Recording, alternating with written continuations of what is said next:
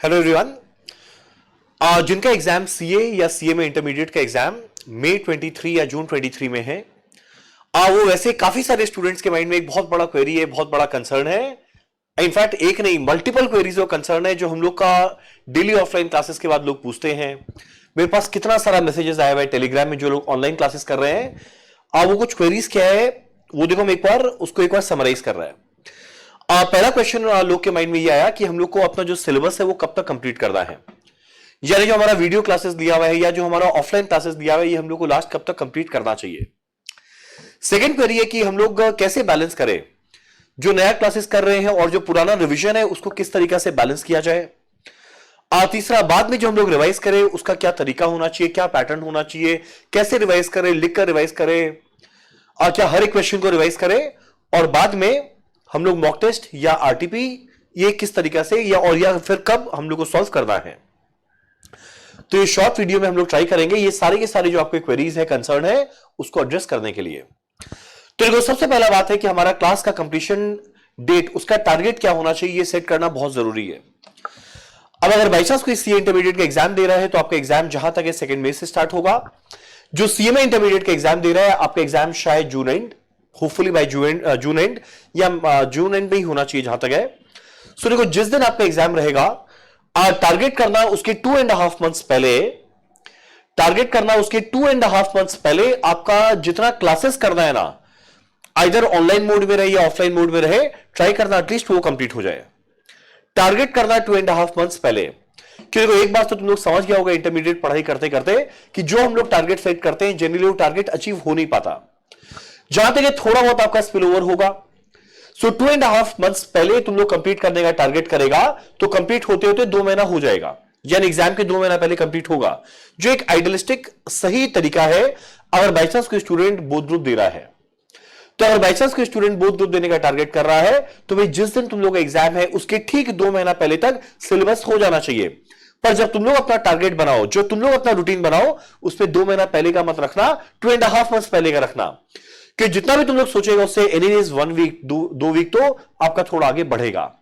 सो हमारा पहला बात, जिस दिन तुम लोग का एग्जाम है उससे ठीक 2.5 मंथ्स पहले अपना लास्ट आपको सिलेबस कंप्लीट करना है। अगला बात, अब देखो जो लोग ऑफलाइन क्लासेस कर रहे हैं ना, तो उसके अंदर में तो एनीवेज रूटीन ना मेंटेन हो जाता है। रीजन क्या है, जैसे जैसे टीचर पढ़ा रहे हैं, अगर आप लोग साथ में ऑफलाइन क्लासेस कर रहे हैं फेस टू फेस आके, या लेट्स से लाइव ऑनलाइन भी कर रहे हैं, तो देखो अपने आप एक प्रॉपर शेड्यूल, एक प्रॉपर रूटीन बन गया तो क्लासेस अपने आप कंप्लीट होता चलेगा। जो सबसे बड़ा चैलेंज है वो क्या है, अगर बाई चांस कोई सब्जेक्ट का हम लोग क्या लेकर रखे हैं, ऑनलाइन क्लासेस। ऑनलाइन में लाइव ऑनलाइन हम इंक्लूड नहीं कर रहे हैं क्योंकि वो तो एनीवेज फेस टू फेस के साथ साथ चल रहा है। झमेला कब है, जब अगर बाई चांस कोई स्टूडेंट गूगल ड्राइव या मोबाइल ऐप या पेन ड्राइव में क्लासेस लेके रखा है, तो उसके लिए सबसे बड़ा चैलेंज है वो डिसिप्लिन के साथ वो सिंसियर तरीका उससे करने से वो बड़ा इंपॉर्टेंट हो जाता है कि अपना एक प्रॉपर रूटीन बनाकर उस क्लासेस को अपना टाइमली कंप्लीट करें। अब देखो इसके अंदर में 2 सिनेरियो है। अगर बाई चांस कोई स्टूडेंट फटाफट एक प्रॉपर शेड्यूल बनाकर अपना क्लासेस कंप्लीट कर लिया तो फैंटास्टिक। पर वही अगर बाई चांस हम लोग क्लासेस लेके रखे और वो लेके पड़ा हुआ है, जो मेरा बात होता है लोगों से, तो काफी सारे स्टूडेंट जो अभी हम लोग से ऑफलाइन क्लासेस करते हैं कॉस्ट का, क्लास के बाद बोलते हैं कि जो हम लोग ऑफलाइन लिए वो तो हो रहा है, पर जो ऑनलाइन क्लासेस लिए उसमें काफी सारा बैकलॉग लगा हुआ है। तो उस केस में आपको अभी तुरंत, अब हाई टाइम आ गया, आपको तुरंत एक प्रॉपर रूटीन बना के, एक प्रॉपर शेड्यूल बनाकर एटलीस्ट वो डेली बेसिस पे आपको क्लासेस कंप्लीट करना पड़ेगा। क्वेश्चन उठता है कैसे करें, वो किस तरीका से किया जाए। ऑनलाइन जब आप लोग क्लासेस कर रहे हो तो ये एक जनरल टेंडेंसी है कि हम लोग ना थोड़ा स्पीड बढ़ा लेते हैं, और जो जैसी स्पीड बढ़ाते हैं तो क्वेश्चन उठता है कि वो स्पीड कहां तक लेकर जाए। इनफैक्ट हम सुना हुआ कुछ लोग करते हैं 1.75x की स्पीड में, या करते हैं 2x की स्पीड में। तो देखो एक बार का हमारा क्लासेस तो शायद कंप्लीट करना हो जाए, पर अगला क्वेश्चन उठता है क्लास तो हो गया, पर क्या आपके माइंड में वो क्लास गया। देखो ऑब्जेक्टिव ये नहीं है कि तुम लोग को बस खाली अपना कॉपी फटाफट उसको कंप्लीट करना है। ऑब्जेक्टिव ये है कि जब तुम लोग क्लास कर रहा है तो क्लास करने के साथ साथ वो माइंड में भी रजिस्टर होता रहे। अब देखो ऑप्टिमम स्पीड क्या होना चाहिए वो डिपेंड करेगा, वो पर्सन टू पर्सन वो डिपेंड करेगा, आप लोग वो इनफैक्ट हर एक टीचर में भी डिपेंड करेगा। तो I think 1.3x to 1.5x वो भी मैक्सिमम, उसके बियॉन्ड नहीं जाना चाहिए। हालांकि वापस से हम बता रहे हो डिपेंड करेगा स्टूडेंट टू स्टूडेंट और अगला teacher to teacher. So anyways, जब आप लोग क्लास को कंप्लीट करो तो टारगेट ये नहीं होना चाहिए बस कि खाली क्लास कंप्लीट करना है। टारगेट ये होना चाहिए कि जब क्लास कंप्लीट कर रहे हैं तो साथ में एटलीस्ट जो क्लास में हुआ उसको समझते हुए कंप्लीट कर रहे हैं। अब एक और हमारा क्लास करना मान लो हो गया। जनरली जब ऑफलाइन क्लासेस होता है तो हम लोग क्लास में पढ़ाई लेट्स से 11 to 1, फिर स्टूडेंट घर जाता है, शाम को एटलीस्ट 15-20 मिनट या हाफ एन आवर उसको जरूर रिवाइज करता है और नेक्स्ट डे क्लास में आता है। पर ऑनलाइन के अंदर में ना जनरली स्टूडेंट ये काम करते नहीं है। वो लोग क्या करते हैं, बस खाली क्लासेस कंप्लीट कर रहे हैं। सो ये मेरा एक रिक्वेस्ट है कि जैसे ही हमारा क्लास कंप्लीट होता है, भले आप ऑनलाइन कर रहे हो, तो नेक्स्ट क्लास स्टार्ट करने के पहले ना जो एटलीस्ट उसके एक दिन पहले हुआ था उसको 15-20 मिनट टाइम निकाल के रिवाइज करना, उसके बाद हमारा अगला क्लास करना। तो देखो, ऑफलाइन करने का अपना एडवांटेज है, ऑनलाइन का भी एडवांटेज तो है, कोई डाउट ही नहीं है इसके अंदर में।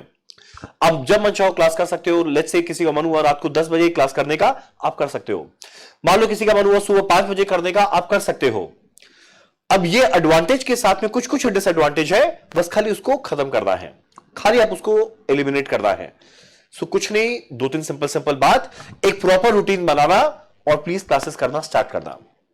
सेकेंड बात, स्पीड को इतना ज्यादा मत कर देना कि खाली क्लासेस तो कंप्लीट हो गया पर माइंड के अंदर में कुछ नहीं गया। तीसरा बात, जब भी आप कोई सेकंड क्लास करो तो एटलीस्ट जो पहला दिन पढ़ाया गया उसको 15-20 मिनट टाइम निकाल के एक बार रिवाइज करना। तब जब सेकंड क्लास करेगा ना तो थोड़ा इफेक्टिवनेस आएगा और एग्जैक्ट वैसा ही फील आएगा कि एज इफ हम लोग ऑफलाइन क्लासेस कर रहे हैं। तो पहला बात, हम लोगों को सिलेबस टाइमली कंप्लीट करना है। कब तक का टारगेट लेके चलेंगे? जिस दिन एग्जाम का डेट है उससे 2.5 मंथ्स पहले, ताकि वर्स्ट के सिनेरियो 2 मंथ्स के पहले तक आपका एक बार सिलेबस करना हो जाए। ये था हमारा पहला बात। अब आता है सेकेंड बात, सबसे बड़ा झमेला कि हम लोग क्लासेस तो किए जा रहे हैं, पर जो पुराना चीज है वो साथ साथ में भूले जा रहे हैं। नया चीज पढ़ रहे हैं, पुराना चीज भूल रहे हैं। अब आया बहुत बड़ा लाइफ में चाप कि भाई अब करें क्या, किस तरीका से हम लोग बैलेंस बनाए कि नए वाला क्लासेस भी कर पाए और पुराने वाले को भी साथ साथ में रिवाइज कर पाए। तो देखो, मेरा पहला बात जो एकदम माइंड में सेट करना कि ये प्रोफेशनल एग्जाम है। प्रोफेशनल एग्जाम के अंदर मेरा अपना एक्सपेक्टेशन वैसा मत रखना जैसा तुम लोग क्लास 11-12 के प्रिपरेशन के टाइम रखा था। जनरली याद करो, जब बोर्ड का एग्जाम देने जाता था तो 11-12 का एग्जाम जब प्रिपेयर करता था तो क्लास 12 में बोर्ड एग्जाम के 4-5 महीना पहले तक ऐसा सिनेरियो बन गया था कि कोई भी सब्जेक्ट का, कोई भी चैप्टर का कोई भी टॉपिक पूछो तुम लोग को जनरली याद रहता था। अब अनफॉर्चुनेटली हम लोग उसी माइंडसेट के साथ अब आगे बढ़े फाउंडेशन में। फाउंडेशन में भी तुम लोग देखेगा 4 में से एटलीस्ट 2 या 2.5 सब्जेक्ट तो हमारा कॉमन रहता था। अकाउंट्स में काफी सारा चीज पढ़ा हुआ था, मैथ्स में काफी सारा चीज पढ़ा हुआ था, इको में काफी सारा चीज पढ़ा हुआ था। नया में क्या आया था? लॉ आया था एंड बिजनेस कमर्शियल नॉलेज आया था। सो उस समय भी सिंस ऑलरेडी हमारे पास पुराना बेस था तो वहां पे भी हम लोग के पास ये कॉन्फिडेंस रहता था कि अगर पुराना चीज अगर पूछा जाए तो हम लोग को एटलीस्ट याद रहे। पर भाई इंटर एक अलग लेवल है। इंटर के अंदर में 4 सब्जेक्ट कोई ग्रुप 1 दे रहा है या 8 सब्जेक्ट जो ग्रुप 2 दे रहा है, या तो 4 या 8 सब्जेक्ट में देखो तो पुराना वाला बेस तो कहीं नहीं है। तो अगर पुराना बेस ऑलरेडी है ही नहीं और हम लोग एक ही बार क्लास किए हैं और मैक्सिमम तुम लोग एक ही बार और रिवाइज किया होगा, तब उस केस में ना ये अपने आप से एक्सपेक्टेशन रखना बहुत गलत होगा कि तुम लोग से कभी भी कोई भी सब्जेक्ट का कुछ भी पूछा जाए तुम लोग याद रहेगा। प्रैक्टिकली इंपॉसिबल है, वो याद नहीं रहेगा। तो पहला बात तो इस एक्सपेक्टेशन को गिराओ। अगर बाई चांस तुम लोग को याद नहीं रह रहा है तो ये मत सोचो कि इससे प्रॉब्लम तुम लोग के साथ है, वो इंडिया में हर एक जन के साथ है और ये हम लोग के साथ भी था। जो भली रैंक ऑल इंडिया रैंक 1 भी आया होगा हर एक रिस्पेक्टिव टर्म में, उसके साथ भी ये एक पॉइंट ऑफ टाइम में ये प्रॉब्लम रहा होगा।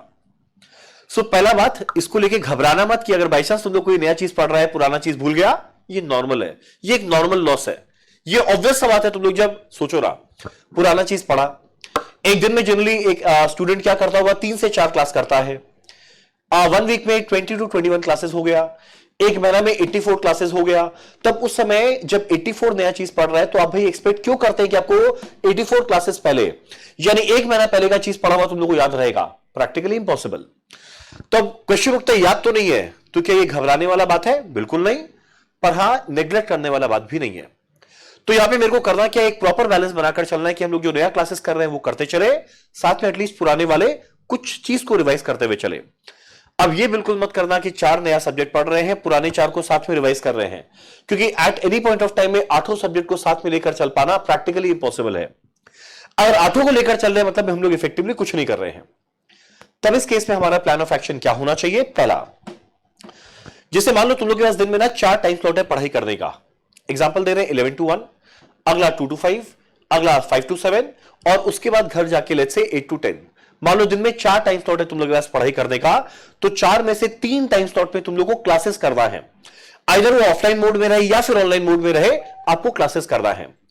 और इस बीच में अगर बाई चांस आपका कॉलेज ऑफ है तो मॉर्निंग में एक और एडिशनल टाइम स्लॉट है। इसका जरूर फायदा उठाना, इसका जरूर एडवांटेज देना, क्योंकि ऐसा ना मई तक कॉलेज ऑफ नहीं रहेगा।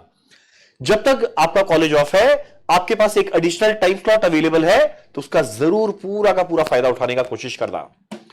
क्या करना है, एक प्रैक्टिकल आप करेंगे एक टाइम स्लॉट में, सेकेंड प्रैक्टिकल करेंगे सेकेंड टाइम स्लॉट में, जो तीसरा टाइम स्लॉट आया उसके अंदर में आपको थ्योरी करना है। ऐसा कुछ लोग करते हैं कि हम लोग एक काम करें, पहले प्रैक्टिकल कर ले, थ्योरी बाद में करेंगे। ये बहुत बड़ा पाप हो जाएगा। ध्यान देना, हमारा सिलेबस के अंदर में जितना प्रैक्टिकल का वेटेज है उतना ही थ्योरी का है। तो ये मत करना कि प्रैक्टिकल को कर ले थ्योरी को बाद में करेंगे, या वैसे वर्षा थ्योरी कर ले प्रैक्टिकल बाद में करेंगे। शुरू से साथ में दोनों का बैलेंस बनाकर चलना। सो लेट्स से तुम लोग के पास 4 टाइम स्लॉट अवेलेबल है, 1 2 3 4। पहला टाइम स्लॉट में एक प्रैक्टिकल आया, सेकेंड टाइम स्लॉट में एक प्रैक्टिकल आया। लेट्स से वीक में 6 to 7 डेज हम लोग कर रहे हैं। अब तीसरा टाइम स्लॉट के अंदर में आपको 2 थ्योरी लेकर चलना पड़ेगा। Let's say Monday Wednesday Friday Sunday एक थ्योरी कर रहे हैं, ट्यूसडे थर्सडे सैटरडे संडे एक और थ्योरी कर रहे हैं। तो देखो होगा क्या, हम लोग 3 टाइम स्लॉट के अंदर में 4 सब्जेक्ट को साथ में करने का ट्राई कर रहे हैं। कोई अगर चाहे तो कोई दिक्कत ही नहीं है, सेम टाइम स्लॉट में एक थ्योरी करे और एक और टाइम स्लॉट में एक और थ्योरी चलाए, तो एनीवेज वो कर सकता है। पर हम ये बता रहे हैं कि अगर बाई चांस कोई स्टूडेंट 3 ही टाइम स्लॉट में क्लासेस करना चाहे और 4th टाइम स्लॉट फ्री रखना चाहे रिवीजन के लिए, तो वो 2 में तो प्रैक्टिकल करे, तीसरे वाले में थ्योरी को एडजस्ट करे। ठीक, अब इसके अलावा रिवीजन क्या करना है, तो देखो जो डेली बेसिस पे हुआ, 2 प्रैक्टिकल किए एक थ्योरी किया डेली बेसिस पे। तो जब डेली बेसिस पे जो हम लोग पढ़ रहे हैं, अगर आपका क्लास में अटेंशन है, ढंग से एक बार क्लास कर रहा है, भले ऑफलाइन रहे या ऑनलाइन मोड में रहे, तो पता है सेम डे का रिवाइज करें ना, तो आपको रिवीजन करने में ज्यादा टाइम लगेगा नहीं। मैक्सिमम बता रहे हैं हर एक सब्जेक्ट का रिवीजन करने में आपको मैक्सिमम लगेगा 25 मिनट्स टू 30 मिनट्स के आसपास। सो 3 सब्जेक्ट अगर हम लोग पढ़ रहे हैं, तो अराउंड 1 घंटे के अंदर में जो उस दिन में पढ़ाई किया गया वो हम लोग का आराम से रिवीजन कर पाना प्रैक्टिकली पॉसिबल है। तो पहले हम लोग क्या किए, सेम डे वाला रिवीजन किए, ताकि जो पढ़ रहे हैं रिवाइज करके नेक्स्ट डे के लिए हम लोग तैयार हैं। सेकेंड, अब जो ग्रुप 1 के अंदर में ऑलरेडी सब्जेक्ट हो गया था, लेट्स से हम लोग का 2-3 सब्जेक्ट ऑलरेडी पहले कंप्लीट करना हो गया, तब उसमें से ना कोई 1 या 2 सब्जेक्ट को लेकर चलना और रिवाइज करना। सो जो 4th टाइम स्लॉट रहेगा उसमें आप 1 आवर निकाले सेम डे रिवीजन के लिए। इसके अलावा 1 से 2 घंटा जितना टाइम अवेलेबल है, यहां पर बहुत ही ज्यादा वाला स्ट्रेस मत लेना। ये नहीं कि नींद को बड़ा गंदा वाला कॉम्प्रोमाइज करना शुरू कर दे। ये मत करना कि रेस्ट करना छोड़ दिए, ये मत करना खाना पीना छोड़ दिए। जितना टाइम आपके पास अवेलेबल है, मान लो चलो नींद तुम लोग कॉम्प्रोमाइज करना शुरू भी कर दिया, तो ऐसा नहीं है ना कि 1 महीना बाद एग्जाम है आज से 5-6 महीना बाद, तो 5-6 महीना तक उसको टालना बड़ा मुश्किल होगा। जो जोश में 1 महीना हम लोग 3-4 घंटा करके सोए, तो जिस समय पीक पे जाने का टाइम आएगा तुम लोग तब तक ऑलरेडी एग्जॉस्ट हो चुका होगा। सो ये बिल्कुल भी एडवाइसेबल नहीं है कि इस पॉइंट ऑफ टाइम में तुम लोग हर चीज त्याग दो और दिन में लेट्स से 20-20 घंटा पढ़ाई करो। जो प्रैक्टिकली पॉसिबल नहीं है वो बात हम नहीं करेगा। सो 4 टाइम स्लॉट में आपके पास जितना टाइम अवेलेबल है, भले वो 1 घंटा रहे या 2 घंटा रहे, तो जो ऑलरेडी सब्जेक्ट तुम लोग का पहले पढ़ना हो गया, क्या करना, उसको थोड़ा थोड़ा रिवाइज करना स्टार्ट करना। रिवीजन का पैटर्न क्या रहेगा, हम तुरंत तुम लोग से डिस्कस करते हैं 5 मिनट बाद। तो हम लोग क्या करेंगे, जो 4th टाइम स्लॉट आया उसमें लेट्स से 4 दिन हम लोग एक सब्जेक्ट रिवाइज कर रहे हैं और 3 दिन हम लोग एक और दूसरा सब्जेक्ट रिवाइज कर रहे हैं। तो साइकोलॉजिकली लगेगा ना कि चलो हम लोग का जो ऑलरेडी 2 सब्जेक्ट पहले पढ़ना हो गया वो भी साथ साथ हम लोग चला रहे हैं। सो इस सिनेरियो में मेरे को करना क्या है, जो हम लोग नया पढ़ रहे हैं वो तो पढ़ना है, साथ में एक और एडिशनल रिवीजन वाला पार्ट जोड़ना है। ये किसके लिए अप्लाई करता है, जो दोनों ग्रुप साथ में दे रहा है। अगर बाई चांस कोई सिंगल ग्रुप दे रहा है तो ऑब्वियस सा बात है उसका प्रेशर रिलेटिवली कम हो जाएगा। सो उस केस में उसको ये जो 3 टाइम स्लॉट है उसकी जगह 2 टाइम स्लॉट में पढ़ने से हो जाएगा। एक टाइम स्लॉट के अंदर में रिवाइज कर रहा है, दूसरे वाले में कभी रिवाइज कर रहा है, कभी कोई नया सब्जेक्ट कर रहा है, तो फ्लेक्सिबिलिटी रहेगा। तो ये हो गया किस तरीका से हम लोग को बैलेंस बनाना है क्लासेस और जो पुराना रिवीजन है उसके बीच में। अब अगला क्वेश्चन उठता है कि जब हम लोग रिवीजन करें लेट्स से कोई प्रैक्टिकल का, तो कैसे करें। देखो मान लो कोई एक चैप्टर को हम लोग लिए, कोई एक सब्जेक्ट का कोई चैप्टर को लिए, लेट्स एग्जांपल ले रहे हैं कॉस्टिंग में, आप लोग लेते हैं चैप्टर मटेरियल। तो सबसे पहले क्या करेंगे, उस पूरे के पूरे चैप्टर में जो जो कंसेप्ट था, जो जो फॉर्मूला था, उसको फटाफट एक बार रिवाइज किए। अगर बाई चांस तो पढ़ते पढ़ते रिकॉल हो गया तो बहुत अच्छा बात, अगर बाई चांस रिकॉल नहीं हुआ, तुम लोग लग रहा है बड़ा भूल गए, याद नहीं आ रहा है क्या हो रहा है, तो एनीवेज हमारा रिवीजन वीडियोस यूट्यूब के अंदर में अपलोड किया हुआ है, कॉस्ट रिवीजन बोल के, एफएम रिवीजन बोल के, या कोई भी सब्जेक्ट तुम लोग पढ़ेगा उसमें रिस्पेक्टिव टीचर्स का मैक्सिमम तुम लोग के पास रिवीजन वीडियोस अवेलेबल रहेगा। तो पहले एक बार कंसेप्ट या फॉर्मूला को रिवाइज करना जरूरी है कि उस चैप्टर के अंदर में था क्या, ताकि उस चैप्टर के जोन में हम लोग एक बार एंटर कर पाए। अब एक बार हम लोग जैसे एंटर करते हैं, उसके बाद मेरे को क्या करना है, सिलेक्टेड क्वेश्चंस को हाथ से लिखकर करना है। अब ये मत करना कि हर एक क्वेश्चन को हाथ से लिखकर करने बैठ जाए पूरा फॉर्मेट के साथ, तब तो भाई बहुत टाइम लग जाएगा। मान लो एग्जांपल दे रहे हैं, जैसे एग्जांपल है ईओक्यू। मान लो ईओक्यू में अगर हम लोग 10 क्वेश्चन करते हैं, तो आप 10 में से 2 क्वेश्चन करना फॉर्मेट के साथ, 2 क्वेश्चन करना बिना फॉर्मेट के साथ, बस खाली नंबर्स लिखकर, और जो बाकी 6 क्वेश्चन है उसमें तुम लोग का सामने बुक रहेगा, पास में नोटबुक रहेगा, हाथ में कैलकुलेटर रहेगा। तो जो की कैलकुलेशन हम लोग कैलकुलेटर में कैलकुलेट किए और फटाफट बस कॉपी भी देखे कि एग्जैक्ट वैसे कर रहे हैं ना। अब ये करने के दौरान सबसे इंपॉर्टेंट चीज है, जहां जहां हमारा मिस्टेक हो रहा है उसको अभी आइडेंटिफाई करते हुए चलना। कारण क्या है, पहला रिवीजन में हम लोग को अगर पता चल जाए हमारा मिस्टेक क्या हो रहा है, तो जो हम लोग सेकंड रिवीजन करेंगे ना, तो उसके अंदर में बड़ा फोकस्ड वे में हम लोग कर पाएंगे कि हम लोग को किस किस चीज में ज्यादा दिमाग लगाना है, जहां पहले मिस्टेक हुआ था उसमें। तो देखो ये बात रहा प्रैक्टिकल का। सिमिलरली थ्योरी के अंदर में हम लोग जब रिवीजन करना स्टार्ट करेंगे, तो वापस से जो आपका हेड पॉइंट्स है, जो कीवर्ड्स है, उस पर मेन फोकस करते करते जो कंसेप्ट है उसको समझते हुए अप्लाई कर पा रहे हैं ना, वो आपको मेन फोकस करते हुए चलना है। तो रिवीजन का पैटर्न क्या रहेगा, रिवीजन वीडियो को रेफर किया, कंसेप्ट फॉर्मूला देखा, सिलेक्टेड क्वेश्चन को हाथ से बनाया फॉर्मेट के साथ, कुछ कुछ को बिना फॉर्मेट के साथ, और बाकी को हम लोग की कैलकुलेशन किए देखने के लिए कि हमारा एक्यूरेसी है या नहीं। इसी बीच में आइडेंटिफाई करना जो जो हमारा मिस्टेक्स हो रहा है, ताकि ये सेम मिस्टेक हम लोग वापस से ना दोहराए, हम लोग पहले से आइडेंटिफाई कर लिए हैं। अब इस रिवीजन में ना ट्राई करना चीजों को समराइज करने का, क्योंकि जो हम लोग क्लास में करते हैं बड़ा डिटेल डिस्कशन होता है, एक ही चैप्टर 7 8 9, कोई कोई चैप्टर 10 11 क्लास चल जाता है। पर एग्जाम के पहले जब हम लोग को रिवाइज करना है, तो हम लोग को समराइज करना जरूरी है। तो इस समय आप लोग को आइडेंटिफाई करना पड़ेगा कि क्या क्या कंसेप्ट को अगली बार देखना है, क्या फॉर्मूला देखना है, क्या क्या क्वेश्चन देखना है जिसमें मेरा मिस्टेक हुआ था। तो हमारा मेन टारगेट क्या रहेगा, उसको अब कंसाइज वे में नेक्स्ट रिवीजन के लिए तैयार करना। डन। तो ये हमारा रिवीजन पैटर्न रहेगा। अब अगला क्वेश्चन उठता है, जब हम लोग फाइनल रिवीजन करेंगे, तो देखो आपको एग्जाम के पहले रिवीजन करने का टाइम मिलेगा 3 बार। एक, जब अभी अभी आप लोग पढ़ रहे हैं तो साथ साथ में एक बार रिवाइज कर रहे हैं, पहला। अब एक बार हमें जब आप लोग का फरवरी एंड पे सिलेबस कंप्लीट हो जाता है, टारगेट तो करना मिड फरवरी सीए वाले, और जो सीएमए वाले हैं वो लोग टारगेट करना मिड मार्च। तो आपको ना नेक्स्ट 1.5 मंथ्स के अंदर में पहला एक और सेकंड रिवीजन करने का टाइम मिलेगा। उसका जो हमारा फाइनल रिवीजन रहेगा ना, तो वो एग्जैक्ट वैसा होना चाहिए जैसा एग्जाम पैटर्न में रिवीजन होता है। तुम बोलेगा इसका मतलब क्या, एग्जाम पैटर्न का रिवीजन क्या होता है, जैसे एक और बात करें, एक और पहले सीए का या सीएमए में जो एक सिंगल ग्रुप दे रहा है, तो आपको हर 2 एग्जाम के बीच में ना 1.5 डेज का गैप मिलेगा। अब जैसे 1.5 डेज का गैप मिलेगा, तो हम लोग को ना 1.5 डेज के अंदर में किस तरीका से रिवीजन होता है उसका पहले से आइडिया होना जरूरी है। सोचो, एक कोई भी सब्जेक्ट तुम लोग लेता है, वो चलता है टिपिकली 80 क्लासेस, अराउंड 150 आवर के आसपास। अब जब पहला रिवीजन कर रहे हैं, उस 150 आवर को हम लोग को कन्वर्ट करना पड़ रहा है, लेट्स एग्जांपल दे रहे हैं 50 आवर में, या 50 आवर भी आपको टाइम नहीं मिलेगा, 30 to 40 आवर में। अब जो अगला रिवीजन करेंगे वो उसमें टाइम और कम हो जाना चाहिए। अब जो अगला रिवीजन करेंगे उसमें टाइम कम और हो जाना चाहिए, वही ये वाला रिवीजन फेज है। प्रॉब्लम क्या होता है बताता है, जो लोग एग्जाम दिए उन लोग से भी पूछना, या जो एग्जाम दिए उन लोग को आइडिया लग गया होगा कि हर 2 दिन के बीच में, 2 एग्जाम के बीच में जो 1.5 डेज का गैप रहता है ना, उसके अंदर में जो लास्ट डे आता है, उसका जो लास्ट का 5-6 घंटा बचता है, उसमें इतना चैप्टर बचा हुआ रहता है कि हम लोग ढंग से रिवाइज कर नहीं पाते। तो इवेंचुअली आइदर हम लोग वो चैप्टर छोड़ देते हैं, या बहुत ही फटाफट पेस में करते हैं, तो वो ना अच्छे से एब्जॉर्ब नहीं हो पाता। सो इसीलिए ना अब एग्जाम में अगर सोचो 1.5 डेज में अगर हम लोग कोई चैप्टर ढंग से रिवाइज नहीं कर पाए और वो छूट गया, तब तो भाई वो एग्जाम में गया। सो उसके लिए ना एक बेटर होता है पहले से रिहर्सल हम लोग कर ले कि 1.5 डेज में किस स्पीड में हम लोग को रिवीजन करना है, ताकि एग्जाम का 1.5 डेज के अंदर में वो प्रॉब्लम ना आए। तो जो फाइनल रिवीजन रहेगा वो एग्जैक्ट उसी पैटर्न में रहेगा जैसे तुम लोग को एग्जाम में रिवाइज करना है। 2 से 5 एग्जाम होता है, घर पहुंचेंगे 6 बजे तक, पढ़ना शुरू करेंगे 7 बजे। तो जब कोई सब्जेक्ट को शुरू करो शाम को 7 बजे शुरू करना, उस दिन पढ़ना, उसके नेक्स्ट डे पूरा पढ़ना और उसके नेक्स्ट डे मॉर्निंग में 11 बजे तक पढ़ना। कारण क्या है, 2 बजे एग्जाम है तो आपको एनीवेज 11 बजे पैकअप करना पड़ेगा। अब जब तुम लोग इस तरीके से रिवाइज करेगा ना, रिवाइज करते करते रियलाइज करेगा कि यार हमारा तो बहुत कुछ रिवीजन हुआ ही नहीं। सोचो ये रियलाइजेशन पहले हो जाए तो ज्यादा अच्छा है ना, और एग्जाम के समय में रियलाइजेशन हुआ तो भाई अब क्या करें, अब तो ऑप्शन ही नहीं है। तो उस समय अगर रियलाइज हुआ तो उस समय हम लोग आराम से असेस कर पाएंगे कि अच्छा हम लोग कौन सी चीज में ज्यादा टाइम डिवोट कर दिए जो नहीं करना चाहिए था, किसके अंदर में कौन सा इंपॉर्टेंट पार्ट था जो हम लोग का छूट गया, जो हम लोग को अगले टाइम ध्यान रख के पहले करना चाहिए था। सो एक और ये असेसमेंट हो गया।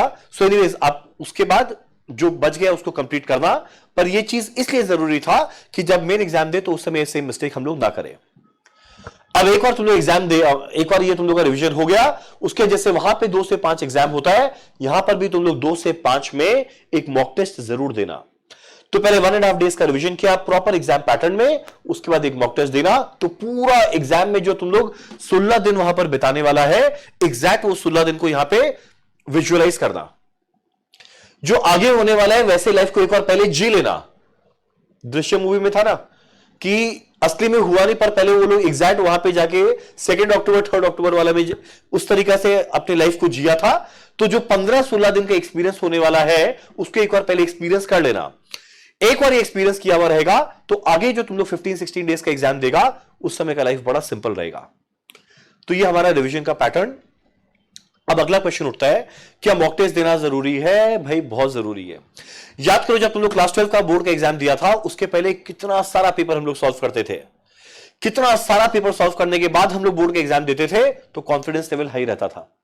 तो देखो एक बात तो तुम लोग मानेगा ना कि तो जो तुम लोग इंटर का एग्जाम देने वाला है उसका लेवल क्लास 12 के बोर्ड के एग्जाम से तो बहुत ऊपर होने वाला है। तो उस समय अगर हम लोग इतना मॉक टेस्ट देने के बाद अपना बोर्ड के एग्जाम देते थे तो भाई ये तो प्रोफेशनल एग्जाम है, इसमें बिना मॉक टेस्ट के एग्जाम दिए अगर एग्जाम में बैठ गए तो वो मॉक टेस्ट बन जाएगा। सो मेरा जेन्युइन रिक्वेस्ट है कि please please please mock test जरूर देना। हम ये नहीं बोल रहे तुम लोग को 7-8 मॉक टेस्ट देना है, मेरे को एकदम समझ में आता है उतना टाइम आपके पास अवेलेबल नहीं है, पर कम से कम 2 पेपर जैसा एग्जाम एनवायरनमेंट होता है 2 से 5 के बीच में 15 मिनट का रीडिंग टाइम लेते हुए सीए वालों में, सीएमए में रीडिंग टाइम नहीं होता, आपको एग्जैक्ट वैसा पेपर 2 देना चाहिए। 2 एग्जाम अगर दिया रहेगा तो एग्जाम का जो एक फियर फैक्टर होता है ना, जो एग्जाम फियर है, एटलीस्ट जब तुम लोग मेन एग्जाम देगा तो वो उस समय हट जाएगा। सो ये मेरा रिक्वेस्ट है कि मॉक टेस्ट जरूर देना। मॉक टेस्ट कहां होता है? आपका जो इंस्टीट्यूट है, सीए इंस्टीट्यूट या सीएमए इंस्टीट्यूट, मॉक टेस्ट जरूर लेगा। इसके अलावा आरटीपी, इसके अलावा पास्ट पेपर, आपके पास बहुत कुछ अवेलेबल रिसोर्सेज है जिसके बेसिस पे तुम लोग मॉक टेस्ट दे सकता है। और एनीवेज हम लोग भी लास्ट में मॉक टेस्ट जरूर लेंगे। सो आपका जैसा मन चाहे 2 मॉक टेस्ट जरूर देना। डन। एक आखिरी बात, अब ये सारा का सारा वीडियो देखने के बाद कुछ लोग को बड़ा चाप होने लगा होगा, तो देखो मेरे एक लास्ट एक रिक्वेस्ट है, ज्यादा चाप मत लेना। देखो ज्यादा स्ट्रेस मत लेना, स्ट्रेस लेने से काम तो देखो आगे बढ़ेगा नहीं। देखो एग्जाम का जो डेट है वो तो फिक्स है, वो तो वही रहेगा। तुम लोग क्या जैसा अभी तक प्रिपरेशन हुआ वो तो फिक्स है, जो ऑलरेडी हो गया वो तो हो गया। अब जो लिमिटेड टाइम पीरियड बचा हुआ है उसी टाइम पीरियड के अंदर में तुम लोग को आगे का प्रिपरेशन करना है। अब एक ऑप्शन है उसमें बड़ा टेंशन ले लो। टेंशन लेने से ना तुम लोग का एग्जाम का डेट आगे बढ़ा, ना जो पास्ट में प्रिपरेशन था वो आगे बढ़ा, पर हाँ जो लिमिटेड टाइम अवेलेबल था वो ऑल लिमिटेड हो गया। तो पहला बात, स्ट्रेस मत लेना। बीच बीच में ना इस बात को एक्सेप्ट करना, जब ये तुम लोग का अगला 5-6 महीने का जो सफर रहेगा उसके अंदर बीच में ऐसा टाइम आएगा जब वो डे उतना प्रोडक्टिव नहीं रहेगा जो होना चाहिए। बीच में कुछ कुछ ऑफ डेज आएगा, ये अनअवॉइडेबल है, ये नॉर्मल लॉस है। अब वही बात है कि नॉर्मल लॉस नॉर्मल तक ही रहे। अब ऐसा नहीं है कि चलो हम बोल दिया कि चलो कुछ तो ऑफ डेज रहेगा तो चलो हम लोग पूरा अच्छा खासा लंबा चौड़ा ऑफ ले ले, तब वो अब नॉर्मल लॉस हो जाएगा। तो नॉर्मल लॉस जरूर रहेगा। तो अगर बाई चांस कोई एक डे वेस्ट हो जाए तो घबराना मत, ये नॉर्मल बात है, ये होगा। जब 5-6 महीने का टाइम है तो ऑब्वियस सा बात है बीच में कुछ कुछ दिन ऐसा आएगा जो उतना प्रोडक्टिव नहीं रहेगा, जो हमारा टारगेट सेट किया हुआ था वो अचीव नहीं होगा। घबराने वाला बात नहीं है, उस दिन एडवर्स वेरिएंस आ गया, चाप का क्या बात है, कोई एक दिन उसको हम लोग फेवरेबल वेरिएंस बना के कंपेंसेट करेंगे। तो अगर बाई चांस कोई एक दिन प्रोडक्टिव ना रहे, घबराना मत, बीच में कुछ कुछ ऑफ डेज रहेगा। अगला बात, अब मेरे से कुछ लोग पूछते हैं कि बताइए किस समय पढ़ना चाहिए, सुबह जल्दी उठ के पढ़े या रात को लेट नाइट पढ़े। तो देखो इसका कोई स्टैंडर्ड टाइम नहीं होता, वो पूरा डिपेंड करता है भाई तुम लोग का माइंड किस समय कौन सा चीज को एब्जॉर्ब कर पा रहा है। जैसे पर्सनली जब हम पढ़ाई करता था तो हमको रात को पढ़ना अच्छा लगता था, तो हम रात भर पढ़ता था, हम सुबह 6 बजे सोने जाता था। और मेरा वही एक फ्रेंड था जो सुबह 4 बजे उठ के पढ़ता था। जब एग्जाम दिए तो मेरा ऑल इंडिया रैंक 12 था, उसका ऑल इंडिया रैंक 14 था। तो ऐसा थोड़ी है कि हम खराब था या उसका तरीका पढ़ने का खराब था। तो हर एक जन का अपना अपना स्टाइल है, अपना स्टाइल को मत खोना। तुम लोग देखिएगा बहुत सारा इंटरव्यूज रहेगा, कोई बोलेगा कि जल्दी उठ के पढ़ो, कोई बोलेगा लेट पढ़ के लेट नाइट जगो। इसका कोई स्टैंडर्ड बेंचमार्क नहीं होता। जिस समय पढ़ाई हो उस समय पढ़ो, एकदम सिंपल सा बात। अगला बात, अब देखो ऐसा होता है ना कि हम लोग पढ़ाई जब करते हैं तो पढ़ाई करते करते ना अचानक से पता नहीं क्यों एक सबसे बड़ा झमेला ये जो यंत्र है ना जो आप लोग के पास अवेलेबल है, सबसे बड़ा झमेला ये यंत्र है। सो जब पढ़ने बैठो ना इसको रखना थोड़ा दूर, और ब्रेक तभी लेना जब कोई चीज पढ़ना शुरू किया और पढ़ने के बाद ना एक सेंस ऑफ अचीवमेंट लगे। काफी बार हम लोग क्या करते हैं, पढ़ तो लेते हैं पर पढ़ने के बीच में एक बड़ा एब्रप्ट ब्रेक ले लेते हैं। अब झमेला यह कि जब उल्टा सीधा ब्रेक आता है ना तो देखो तब तक ना कुछ अचीव हुआ, तो एक फ्रस्ट्रेशन है। ऊपर से ब्रेक ले रहे हैं और फ्रस्ट्रेशन में जब ब्रेक लेते हैं वो लंबा चल जाता है। और जब एक लंबा ब्रेक चल गया तो जब ब्रेक खत्म हो गया वापस पढ़ने का बारी आया तो एक बड़ा गिल्ट फीलिंग आता है कि यार ब्रेक लेने के पहले भी मेरा पढ़ाई नहीं हुआ था, ब्रेक लंबा चल गया, अब हम कर क्या रहे लाइफ में। सो ये मेरा रिक्वेस्ट है कि जब भी कोई ब्रेक लो तो जब एक सेंस ऑफ अचीवमेंट आए ना उसके बाद अगर ब्रेक लेगा तो ब्रेक लिया हुआ ना अच्छा भी लगेगा, और वापस से ब्रेक का भी टाइम पीरियड लिमिटेड होगा। क्योंकि तुम लोग को लगेगा चलो तुम लोग टाइम डिवोट किया तो कुछ अच्छा अचीव हुआ है, तो लिमिटेड ब्रेक लेने के बाद तुम लोग वापस से जब पढ़ेगा तो एक वापस से एक अच्छा पढ़ाई का फ्लो होगा। काफी बार ऐसा होगा जब तुम लोग कोई चीज पढ़ना शुरू किया, पढ़ते पढ़ते ना तुम लोग का मन नहीं लग रहा है, फ्लो नहीं आ रहा है। तो भाई फ्लो जब नहीं आए, मान लो कि थ्योरी पढ़ने बैठा है, प्रैक्टिकल करने बैठा, काफी बार होता है ना हम लोग एक पेज पढ़ रहे हैं, पढ़े जा रहे हैं, बस खाली पढ़े ही जा रहे हैं, दिमाग में कुछ नहीं जा रहा है। तो तुम लोग तुरंत रियलाइज नहीं करेगा पर 5 मिनट 10 मिनट बाद रियलाइज करेगा। तो उस समय ना उस सब्जेक्ट का टाइम नहीं है, सब्जेक्ट को चेंज करेंगे, एक नया सब्जेक्ट लेकर आओ। नया सब्जेक्ट को जब लेकर आया उसमें एक बार फ्लो आया उसके बाद ब्रेक लो। वही अगर तुम लोग पहले ब्रेक ले लेता ना कि यार 15 20 25 मिनट आधा घंटा बीता पर पढ़ाई नहीं हुआ, ब्रेक लेते हैं, तो ये चीज गलत हो जाता। यानी ब्रेक तभी लेना जब एक सेंस ऑफ अचीवमेंट हो, तो ब्रेक लेने का मजा ही कुछ और होगा। अगला बात, काफी बार कुछ देखो इवेंचुअली सीए सीएमए के पढ़ाई में कुछ चीज अच्छा है तो कुछ चीज बड़ा बोरिंग भी है, कोई डाउट ही नहीं है इसमें, ऑब्वियस सा बात है वो है। तब उस बोरिंग चीज को पढ़ना तो है, एग्जाम के अंदर में तो आएगा। तो काफी बार आपका निमोनिक या स्टोरी जो होता है ना, स्टोरी क्रिएट कर दो, वो आपको बड़ा हेल्प करता है। तो इसमें ना आप थोड़ा स्मार्ट बुद्धि लगा के उस तरीका से अपना पढ़ाई को, जो बोरिंग पढ़ाई है उसको थोड़ा इंटरेस्टिंग कर सकते हो। लास्ट में जैसा भी हम जस्ट कुछ देर पहले बोला, सोना भी है, रेस्ट भी करना है, खाना भी खाना है। मतलब ऐसा नहीं है कि अभी से लेके एग्जाम तक पागलों की तरह पढ़ रहे हैं, बीच में कोई अच्छा मूवी है जरूर देखना है, यानी बैलेंस रखना है लाइफ में। मतलब हम लोग रोबोट नहीं है ना, हम लोग मशीन नहीं है, हम लोग इंसान है, इंसान में इमोशंस है। तो उस बीच में ब्रेक लेना है, बस खाली ये पता होना चाहिए कब ब्रेक लेना है, कितना देर का ब्रेक लेना है। और कब ब्रेक लेना है, कितना देर का ब्रेक लेना है, अगर तुम लोगों को ये पता है तो आगे लाइफ में चाप नहीं होगा। एक आखिरी बात, नेगेटिव लोग से दूर रहना। बहुत सारे नेगेटिव लोग आएंगे जो आके डराएंगे, यार तुम ये क्या कर रहा है, तुम इतना भी नहीं पढ़ रहा है, यार हम तो इतना पढ़े हम तो फेल हो गए। तो जो नेगेटिविटी का दुकान है वो लोग से रहना दूर, खाली उन लोग के साथ बात करना जो तुमको आइदर मोटिवेट करे, जो डिस्ट्रैक्शन से दूर रखे। काफी बार देखो जनरली क्या होता है ना, दुनिया ना एक मैग्नेट है, और उस दुनिया के अंदर में 99% लोग को अच्छा काम नहीं करना। अनफॉर्चुनेटली तुम लोग देखेगा, विद ड्यू रिस्पेक्ट, पर हमारे काफी सारे फ्रेंड्स में वैसे लोग होते हैं, जैसे तुम लोग कुछ अच्छा करना जाएगा ना तो जो 99% है ना वो मैग्नेट की तरह टानेगा, यार ये क्या, ये अलग कैसे कर रहा है, भाई तुम अलग नहीं कर सकता, तुमको मेरे ग्रुप का पार्ट बनना पड़ेगा। सो देखो जो जिनसे मिलके एटलीस्ट 5-6 महीना तक तुमको पॉजिटिव मोटिवेशन आए, पढ़ाई के साथ पढ़ाई करना है, ब्रेक भी लेना है, हम बोल रहे दोनों करना है, पर ऐसा नहीं हो कि मतलब खाली ब्रेक ही ब्रेक चल रहा है। तो जिनसे मिलके पॉजिटिव मोटिवेशन आए, एक बार अगला 5-6 महीना उनके साथ रहना, एक बार एग्जाम बीत जाए फिर आराम से जो मन चाहे करना। तो नेगेटिव लोग से दूर रहना, जो रोतलू लोग हैं उन लोग से दूर रहना, जो खाली कोर्स का बुराई गिनाए उन लोग से दूर रहना। तो एक छोटा सा एक वीडियो था जिसमें हम लोग विस्तार में डिस्कस किए कि अगला 5-6 महीने का अप्रोच क्या होना चाहिए। इसके अलावा कोई भी क्वेरी आए, कुछ भी आए, जो ऑफलाइन करते हैं आप लोग तो एनीवेज मिलते हो मेरे से डेली, आराम से मेरे से बात करना। जो ऑनलाइन क्लासेस करता है आप प्लीज मेरे को बताना कि क्या प्रॉब्लम आ रहा है, क्या चीज हो रहा है, हम डेफिनेटली ट्राई करेंगे उसको रिजॉल्व करने का। चलो thank you so much, bye.